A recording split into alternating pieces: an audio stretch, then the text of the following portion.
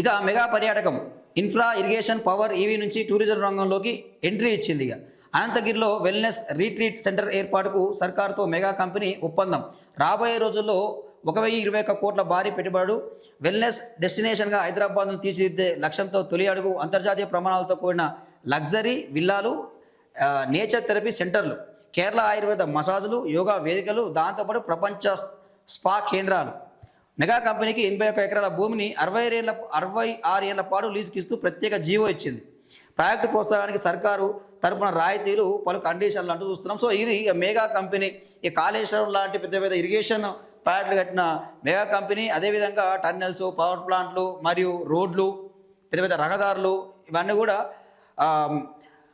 Mega engineering and infrastructure limited company ఇప్పుడు పర్యాటక రంగంలో కూడా అడుగుపెట్టింది. ఇక సో ఇక ప్రభుత్వంతో ఒప్పందం చేసుకుంది. సో ఇక మరి ఎన్ని కోట్లు ఇచ్చిండో ఇక రేవంత్ రెడ్డికి.